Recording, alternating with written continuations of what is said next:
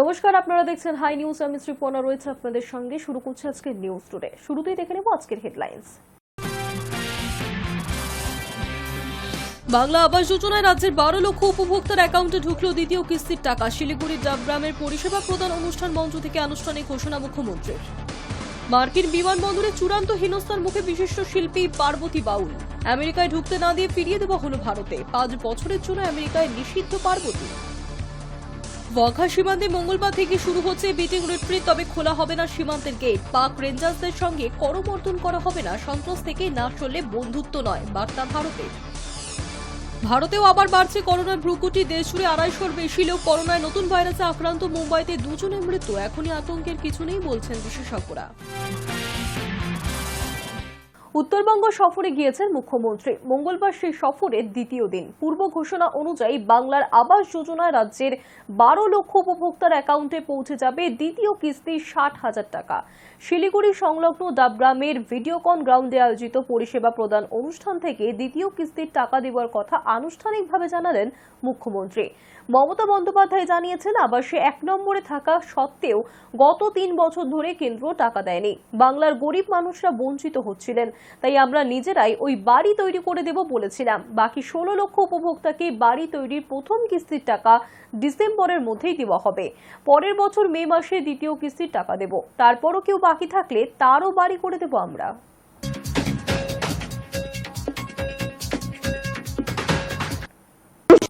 আমরা বাংলার বাড়ি প্রকল্পে আগে 50% দিয়েছিলাম, বলেছিলাম মে মাসের মধ্যে আরো 50% দেবো। আজকে কিন্তু কমপ্লিট করে দেওয়া হলো। আমরা কথা দিলে কথা রাখি। এবং আরো 16 লক্ষ যারা লিস্টে আছেন তারা আগামী ডিসেম্বর মাসে প্রথম ফেজ পাবেন এবং মে মাসে সেকেন্ড ফেজ পাবেন। তাহলে কত হলো? 12 লক্ষ আর 16 লক্ষ 28 লক্ষ হলো। আগে 47 লক্ষ করেছি। এবং তারপরে আমি বলি, এই দেখুন মেয়েরা বলছে আমরা পাই, কই ওদের দিকে একটু তাকিয়ে দেখছেন না তো? ওরাই তো আমাদের ভবিষ্যৎ। মনে রাখবেন, এরপরেও যদি কেউ বাকি থাকে, কেন্দ্রীয় সরকারের স্কিম বন্ধ করে দিলেও আমরা রাজ্যের পক্ষ থেকে কেউ বাকি থাকলে পরে আবার ফেস ওয়াইজে করে দেব। সাত সকালে ভয়াবহ দুর্ঘটনা। বাস এবং মারুতি গাড়ির মুখোমুখি সংঘর্ষে মৃত 5। মঙ্গলবার সকালে মর্মান্তিক এই দুর্ঘটনাটি ঘটেছে নদিয়ার করিমপুরে।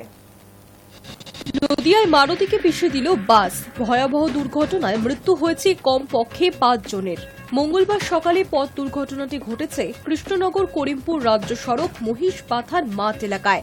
সাত সকালে বিকট আওয়াজ শুনে দুর্ঘটনাস্থলে ছুটে আসেন স্থানীয় বাসিন্দারা। গ্রামবাসীরা দেখতে পান মারুতিতে থাকা সমস্ত যাত্রীরাই রক্তাক্ত অবস্থায় পড়ে রয়েছেন। তারাই প্রথমে উদ্ধার কাজে হাত লাগান। খবর দেওয়া হয় করিমপুর থানায়। বিশাল পুলিশ বাহিনী ঘটনাস্থলে পৌঁছয়। উদ্ধার কাজের জন্য পৌঁছয় দমকলের বাহিনীও। পুলিশ গিয়ে গাড়ির ভিতর থেকে তাদের উদ্ধার করে। করিমপুর গ্রামীণ হাসপাতালে তাদের নিয়ে যাওয়া হলে চিকিৎসকেরা 5 জনকেই মৃত বলে ঘোষণা করেন। জানা গিয়েছে বাসটি কলকাতা থেকে করিমপুরের দিকে যাচ্ছিল। অন্যদিকে মারুতি গাড়িটি আসছিল কলকাতার দিকে। প্রাথমিকভাবে জানা যাচ্ছে গাড়িতে থাকা যাত্রীরা চিকিৎসার জন্য কলকাতায় আসছিলেন। বেপরোয়া গতির জেরেই এই দুর্ঘটনা বলে প্রাথমিকভাবে মনে করা হচ্ছে। কিভাবে এই দুর্ঘটনা ঘটল? যাত্রীবাহী বাসটি কি খুব দ্রুত গতিতে ছিল? চালক কি মদ্যপ অবস্থায় ছিল? এই সমস্ত প্রশ্ন উঠছে। বাসের যাত্রীরাও কম বেশি জখম হয়েছেন। এখনো পর্যন্ত এই ঘটনায় কাউকে গ্রেফতার করা হয়নি। চলছে পুলিশি তদন্ত। High news net. পুলিশ কর্তাদের সঙ্গে বৈঠকেও গলল না বরফ। ফলে শেষ মুহূর্তে বড় কোনো পরিবর্তন না হলে আগামী 22শে মে থেকে 24শে মে পর্যন্ত টানা 3 দিন রাজ্য জুড়ে পরিবহন ধর্মঘট হতে পারে। পুলিশের জুলুম সহ একাধিক বঞ্চনার প্রতিবাদে আগামী 22শে মে থেকে 24শে মে পর্যন্ত টানা 3 দিন পরিবহন ধর্মঘটের ডাক দিয়েছেন পরিবহন ব্যবসায়ীরা। তাদের দাবি পূরণে মঙ্গলবার পরিবহন ব্যবসায়ীদের সঙ্গে বৈঠকে বসেছিলেন পুলিশের কর্তারা। তবে বৈঠক থেকে কোনো সমাধান সূত্র বের হয়নি বলে দাবি বাস মালিকদের সংগঠনের কর্তাদের।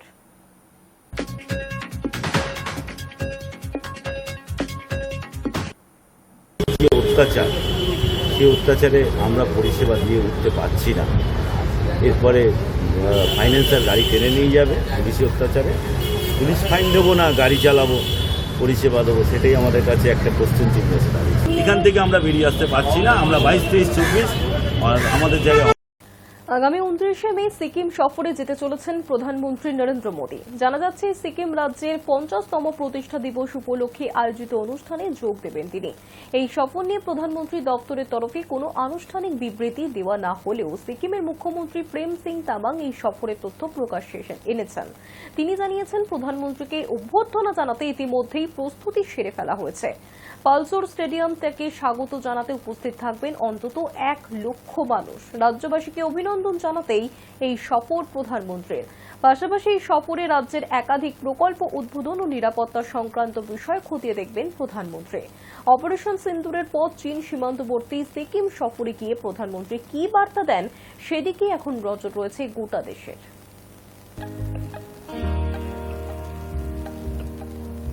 माननीय प्रधानमंत्री जी अपना दिल से सिक्किम का जो स्वर्ण जयंती है उसमें आने के लिए पूरा तैयारी है और कंफर्मेशन मिल चुका है सिक्किम सरकार को और बहुत सारी मीटिंग भी हो चुका है, वीडियो कॉन्फ्रेंस के मार्फत भी हो चुका है। 29 तारीख को इसका तय है, लेकिन अभी मतलब 100% कंफर्म नहीं, क्योंकि एक ऐतिहासिक क्षण भी है, एक हमारे देश के लिए भी है और हमारा राज्य के लिए भी एक 50 साल एक गौरवशाली वर्ष है। इसलिए माननीय प्रधानमंत्री अवश्य भी आएंगे। टेंटेटिव 29 है और हम लोग पहला तो हम लोग ने मनन केंद्र में हम लोग ने आयोजन किया था, लेकिन मनन केंद्र छोटा होने के कारण उनको भव्य स्वागत करने के लिए हम लोग ने पाल्स स्टेडियम में करीब 1 लाख सिक्किम में जनता के द्वारा हम लोग उनको स्वागत करते। পাকিস্তান কি সত্যি পরমাণু হুমকি দিয়েছিল? এ নিয়ে এবার মুখ খুললেন বিদেশ সচিব বিক্রম মিস্ত্রি। বিদেশ সংক্রান্ত সংসদীয় কমিটির সঙ্গে সোমবার অপারেশন সিন্দুর এবং ভারত পাক উত্তেজনা নিয়ে আলোচনা করলেন বিদেশ সচিব। পরমাণু ব্যবহার করতে পারে পাকিস্তান, এমনই সতর্ক বার্তা শোনা গিয়েছিল ট্রাম্পের মুখে। পরবর্তীতে ভারত পাকিস্তান সংঘর্ষ বিরতিতে সম্মতি দেয়। যদিও ভারতের তরফে হুঁশিয়ারি দেওয়াই ছিল, পাকিস্তান যদি ফের এমন কিছু করে থাকে তাহলে ভারত আক্রমণ করতে দ্বিতীয়বার ভাববে না। কিন্তু পাকিস্তান কি সত্যি পরমাণু হুমকি দিয়েছিল? এবার এই নিয়ে মুখ খুললেন বিদেশ সচিব বিক্রম মিস্ত্রি। বিদেশ সংক্রান্ত সংসদীয় কমিটির সঙ্গে সোমবার অপারেশন সিন্দুর এবং ভারত পাক উত্তেজনা নিয়ে আলোচনা করলেন বিদেশ সচিব বিক্রম মিস্ত্রি। সোমবার বিকেল 4টে নাগাদ সংসদ ভবনে ওই বৈঠক শুরু হয়। সংবাদ সংস্থা পিটিআই সূত্রে খবর, ওই বৈঠকে উঠে এসেছে পরমাণু হুমকির প্রসঙ্গ। শাসক এবং বিরোধী সাংসদদের নিয়ে গঠিত ওই কমিটির বৈঠকে পরমাণু বিতর্কে অবস্থান স্পষ্ট করেছেন বিদেশ সচিব। পিটিআই সূত্রে খবর, সংসদীয় কমিটির বৈঠকে মিস্ত্রি জানিয়েছেন, পাকিস্তানের দিক থেকে পরমাণু হামলার কোনো হুমকি ছিল না। পাশাপাশি ভারত পাক দ্বিপাক্ষিক চুক্তিতেই সংঘর্ষ বিরতি। ট্রাম্প হঠাৎ ঢুকে পড়লে কিছু করার নেই। ট্রাম্পের তত্ত্ব খারিজ করে জানিয়ে দিলেন বিদেশ সচিব। বিদেশ সচিবের পরিবারকেও ট্রোল করে কটাক্ষ করা হয়। নিন্দায় সংসদীয় কমিটি। বিদেশ সচিবের পাশে দাঁড়িয়ে তীব্র নিন্দা সংসদীয় কমিটির। फॉरेन सेक्रेटरी और एनडीए के साथ एक काफी लंबी चर्चा किए। 23 मेंबर आए थे और उनको 24, मुझे भी इनके 24 और बहुत लोगों को प्रश्न पूछना था और इन प्रश्नों के लिए बहुत डिटेल्ड और सेटिस्फैक्टरी जवाबें भी मिली हैं। ये भी कहूंगा कि सारे कमेटी मेंबर्स चाहते थे कि हमारे तरफ से फॉरेन सेक्रेटरी को पूरा प्रोत्साहित करके उनको हमारी सॉलिडारिटी हम अनाउंस करें कि जो उनके खिलाफ सोशल मीडिया में और दूसरे तरीके से उनके और उनके परिवार के खिलाफ जो कुछ कह दिया था, ये बिल्कुल ठीक नहीं है और पूरे कमेटी उनके साथ समर्थक है। हम ये भी कहना चाहते हैं कि वो देश का सेवा बहुत अच्छी तरह से किए हैं। ভারত এবং পাকিস্তানের মধ্যে সংঘর্ষ সবসময় প্রচলিত অস্ত্রের ব্যবহারের মধ্যেই সীমিত ছিল। যদিও সরকারিভাবে ওই বৈঠকের বিষয়ে কোনো মন্তব্য করা হয়নি। বিদেশ সংক্রান্ত সংসদীয় কমিটির নেতৃত্বে রয়েছেন কংগ্রেস সাংসদ শশী থারুর, তৃণমূল সাংসদ অভিষেক বন্দ্যোপাধ্যায়, কংগ্রেসের রাজীব শুক্লা, দীপেন্দর হুডা, বিজেপির অপরাজিতা ষড়ঙ্গী, অরুণ গোয়েল এবং আসাউদ্দিন ওয়াইসিও উপস্থিত ছিলেন বৈঠকে। পেহেলগাঁও কাণ্ডের পর পাকিস্তান এবং পাক অধিকৃত কাশ্মীরে 9টি জঙ্গি ঘাঁটি ধ্বংস করে দেয় ভারত। ওই সময় পাকিস্তানের কোনো সামরিক ঘাঁটিতে হামলা করেনি ভারত। তবে জঙ্গি ঘাঁটি ধ্বংস হওয়ার পর পাকিস্তান হামলা শুরু করে ভারতের উপর। জবাব দেয় ভারতীয় সেনাও। ভারত পাক 4 দিন ধরে সামরিক সংঘর্ষের পর দুপক্ষ সংঘর্ষ বিরতিতে সম্মত হয়েছে, তবে দুপক্ষের মধ্যে দ্বন্দ্ব কমেনি। এরই মধ্যে সোমবার ভারতীয় সেনা জানিয়েছে ভারতের উপর হামলার সময় শাহিন ক্ষেপণাস্ত্র ছুড়েছিল পাকিস্তান, কিন্তু পাক সেনা সেই হামলা প্রতিহত করা হয়েছিল।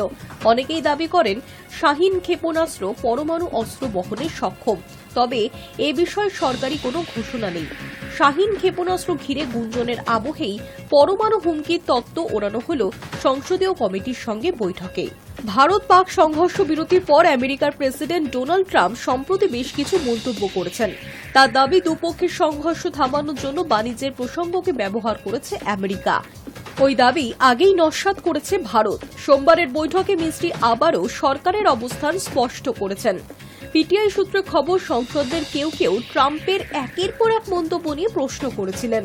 বিদেশ সচিব তাদের জানিয়েছেন, সামরিক সংঘাত থামানোর বিষয়ে যাবতীয় সিদ্ধান্ত নেওয়া হয়েছে দ্বিপাক্ষিক স্তরেই। High news network. Operation Sindhu নিয়ে ট্রেডমার্ক বিতর্ক এবার ভারতের গণ্ডি পেরিয়ে পৌঁছল মার্কিন দেশে। সেখানেও পেটেন্ট অফিসে এই নামে আবেদন জমা পড়েছে ইংল্যান্ডের পেটেন্ট অফিসেও। ভারতের প্রথম রিলায়েন্স এই নামের পেটেন্টের আবেদন করে ব্যাপক সমালোচিত হলেও আরও অন্তত 14টি আবেদন জমা পড়েছে দেশের বিভিন্ন পেটেন্ট অফিসে। ভারতের পাক বিরোধী সাম্প্রতিক সেনা অভিযানের কোড নেম অপারেশন সিন্দুর আবার ট্রেডমার্ক বিতর্কের দৌড়ে। এই নামটিকে ব্যবসায়িক কাজে ব্যবহার করতে চেয়ে ভারত, আমেরিকা ও ব্রিটেনে একাধিক ব্যক্তি ও প্রতিষ্ঠান ট্রেডমার্কের আবেদন করেছেন। এর ফলে শুধু আইনি নয়, সামাজিক স্তরেও শুরু হয়েছে আলোচনার ঝড়। নিউ ইয়র্কের বাসিন্দা রোহিত বাহারানি 9 মে 2025-এ অপারেশন সিন্দুর নামে মার্কিন ট্রেডমার্ক অফিসে আবেদন করেন। তিনি এখনও এই নামটি ব্যবহার শুরু করেননি, তবে ভবিষ্যতে ব্যবহারের ইচ্ছা প্রকাশ করেছেন। এই আবেদনটি বর্তমানে মার্কিন পেটেন্ট ও ট্রেডমার্ক অফিসে পরীক্ষাধীন। এটি মার্কিন ক্লাস 100, 101 ও 107 এর অন্তর্ভুক্ত, যা সার্টিফিকেশন ও পরিষেবা সংক্রান্ত চিহ্নের ক্ষেত্রে ব্যবহৃত হয়। ব্রিটেনেও 8 মে 2025-এ ডেভনের বাসিন্দা বিকাশ মহাজন একই নামে আবেদন করেন। তিনি এই নামটি বিজ্ঞাপন, টেলিযোগ ও শিক্ষাক্ষেত্রে ব্যবহার করতে চান। ভারতে এখনো পর্যন্ত 14টি ট্রেডমার্ক আবেদন জমা পড়েছে এই নামে। অনেকেই মিডিয়া, জামাকাপড় ও অন্যান্য পরিষেবার ক্ষেত্রে এই নামটি ব্যবহার করতে চায়। জিও স্টুডিওজও প্রথমে আবেদন করেছিল, কিন্তু পরে তা প্রত্যাহার করে। জিও স্টুডিওজ অপারেশন সিন্দুর ট্রেডমার্কের জন্য আবেদন করার পর সামাজিক মাধ্যমে ব্যাপক সমালোচনা শুরু হয়। অনেকেই বলেন, একটা সেনা অভিযানের নাম দিয়ে ব্যবসা করা অনৈতিক ও অশোভন। এই নিয়ে জিও জানায়, এই আবেদন এক জুনিয়র কর্মী ভুল করে দাখিল করেছে। সংস্থার পক্ষ থেকে কোনো অনুমতি ছিল না। আমরা এই নাম নিয়ে কোনো ব্যবসায়িক পরিকল্পনা করছি না। অনেক সাধারণ মানুষ ও বিশেষজ্ঞ বলছেন, যেসব সেনা সদস্য এই অভিযানে প্রাণ দিয়েছেন তাদের সম্মান রাখতে এই নামকে ব্যবসায়িকভাবে ব্যবহার করা উচিত নয়।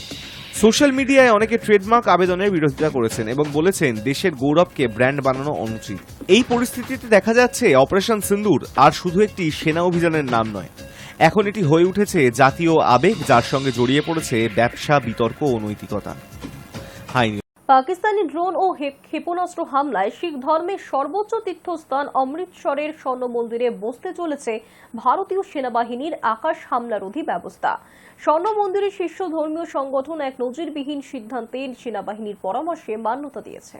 স্বর্ণ মন্দিরের প্রধান গ্রন্থি এই নজিরবিহীন অনুমতি দিয়েছেন ভারতীয় সেনাকে।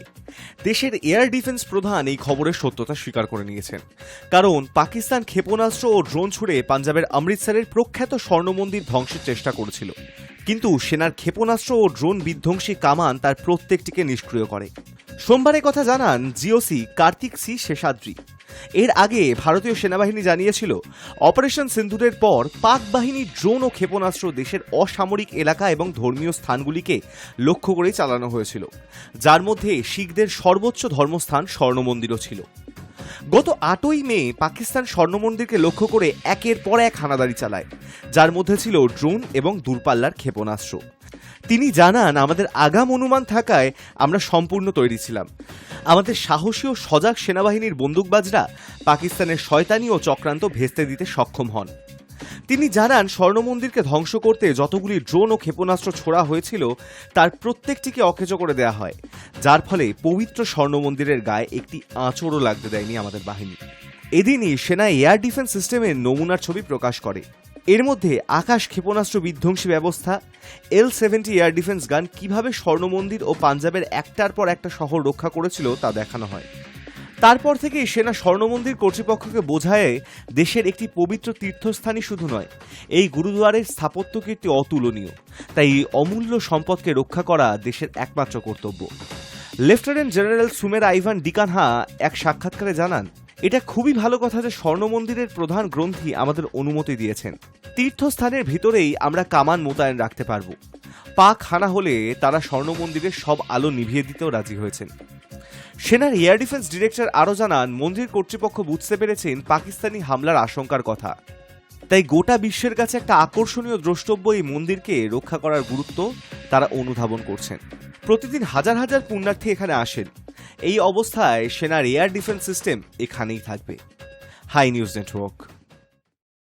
পহেলগাঁওয়ে জঙ্গি হামলার পর বন্ধ হয়ে যাওয়া বিটিং রিট্রিট অনুষ্ঠান ফের শুরু হচ্ছে আতারি এবং হুসেনিওয়ালা সীমান্তে। তবে এবার অনুষ্ঠান হবে সীমিত পরিসরে। বদল এসেছে বেশ কয়েকটি নিয়মে। মঙ্গলবার সন্ধে 6টা থেকে ফের শুরু হচ্ছে এই প্রত্যেক দিনের সীমান্ত অনুষ্ঠান। তবে এবার আর সীমান্তের গেট খোলা হবে না এবং বিএসএফ জওয়ানদের সঙ্গে পাকিস্তানি রেঞ্জারদের করমর্দনও হবে না, জানিয়েছেন বিএসএফ এর পাঞ্জাব ফ্রন্টিয়ারের আইজি অতুল ফুলজেলে। 1959 সাল থেকে চলা এই বিটিং রিট্রিট ভারত পাকিস্তানের মধ্যে প্রত্যেক দিনের একটি সামরিক ঐতিহ্য। আটারি ওয়াঘা সীমান্তে সন্ধ্যায় পতাকা নামানোর সময় দুই দেশের সীমান্ত রক্ষীরা প্যারেডের পর একে অপরের সঙ্গে হাত মেলাতেন। তবে সাম্প্রতিক পহেলগাঁও হামলার পর ভারতের অবস্থান আরও কঠোর হয়েছে। বন্ধুত্বের বার্তা নয়, বরং সন্ত্রাসবাদের বিরুদ্ধে কড়া অবস্থান জানানোই বার্তাই দিতে চাইছে বিএসএফ। আর সেই কারণেই বদল এসেছে অনুষ্ঠান শৈলীতে। যদিও অনুষ্ঠান এখন ছোট আকারে হলেও নিয়মিত চলবে বলে জানিয়েছে সীমান্ত রক্ষা বাহিনী। জাতীয় গর্ব ও ঐতিহ্য বজায় রেখেই সীমান্তে নিয়ম মেনে পতাকা নামানো এবং সম্মান প্রদর্শনের পর্ব চলবে।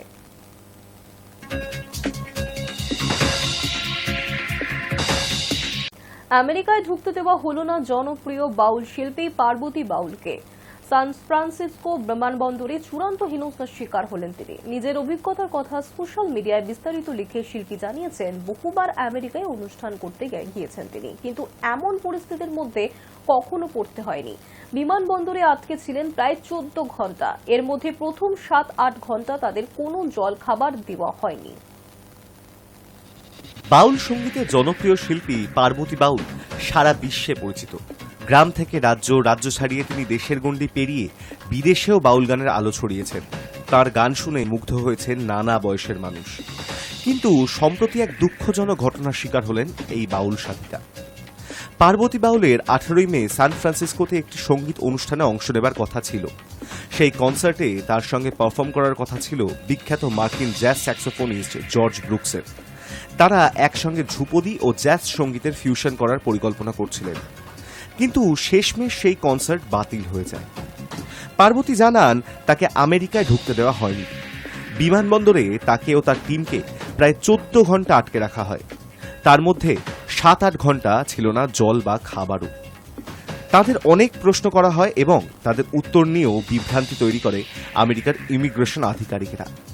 পার্বতী বলেন, এমন ব্যবহার তিনি আগে কখনো দেখেননি। এর আগে বহুবার আমেরিকায় গিয়েছেন, কিন্তু কখনো এমন ঘটনা ঘটেনি। পরবর্তীতে পার্বতী ও তার দলকে ভারতেই ফেরত পাঠানো হয়।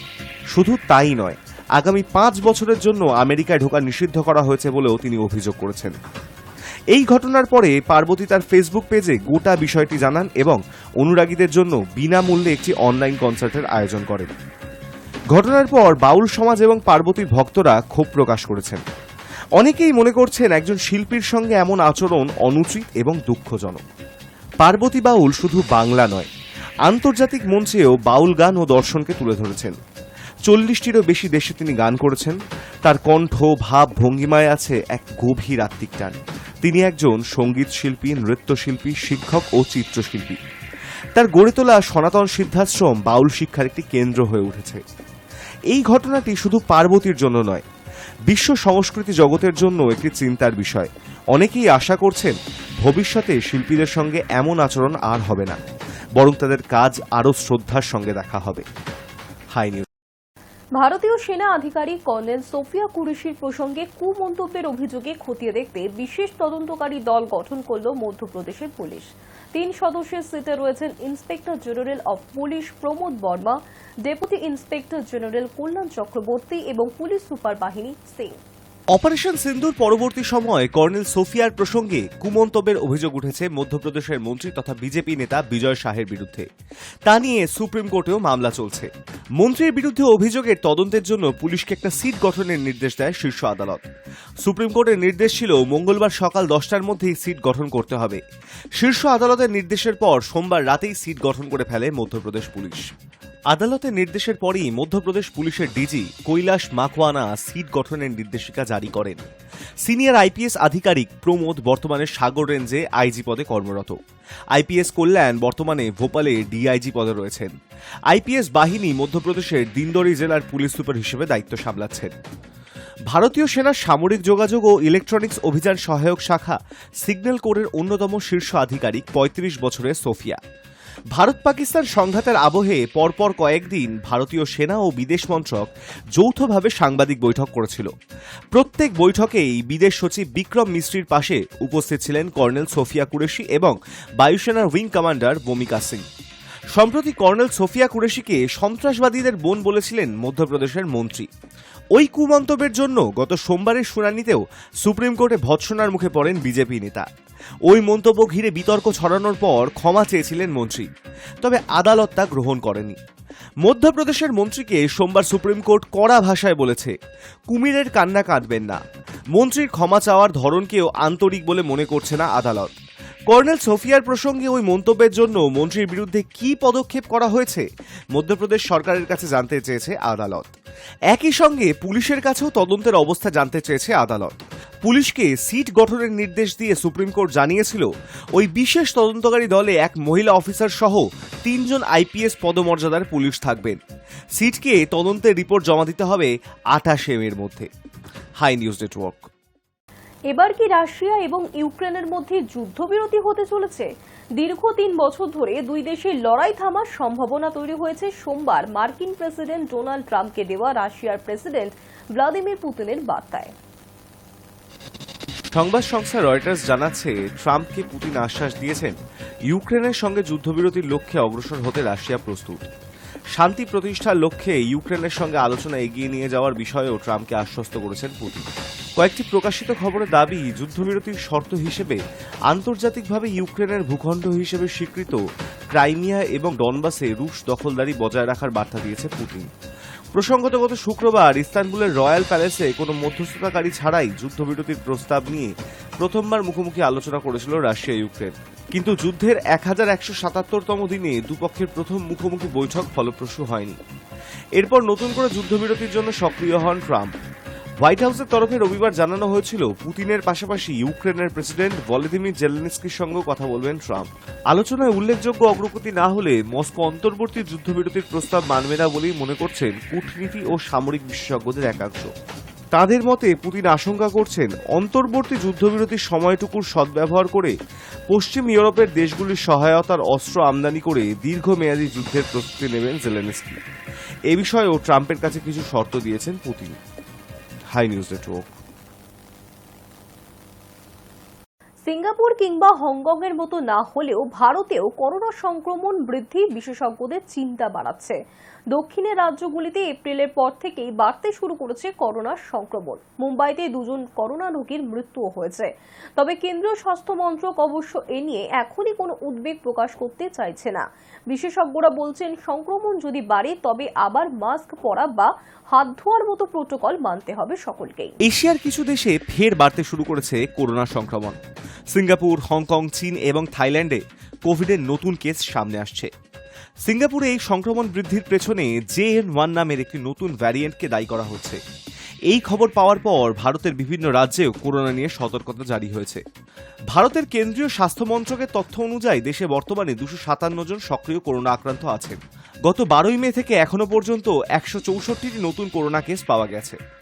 যেসব রাজ্যে সংক্রমণ বেশি দেখা যাচ্ছে তার বেশিরভাগই দক্ষিণে। কেরালা 69 জন নতুন আক্রান্ত, মহারাষ্ট্র 44 জন, তামিলনাড়ু 34 জন, কর্ণাটক 8 জন, গুজরাট 6 জন, দিল্লি 3 জন, হরিয়ানা, রাজস্থান ও সিকিম 1 জন করে।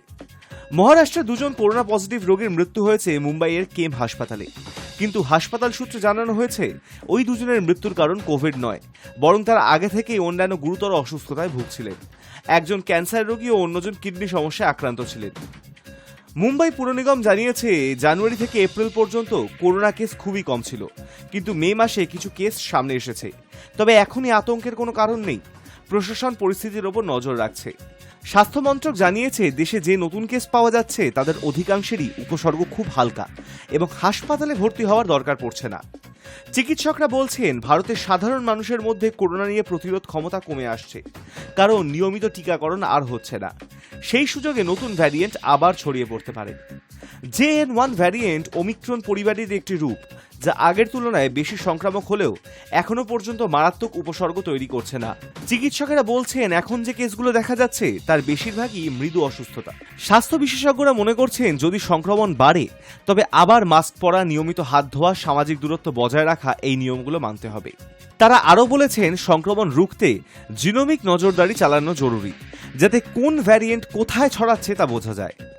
করোনা পুরোপুরি চলে যায়নি, এখনো মাঝে মাঝে বিভিন্ন দেশের প্রভাব দেখা যাচ্ছে।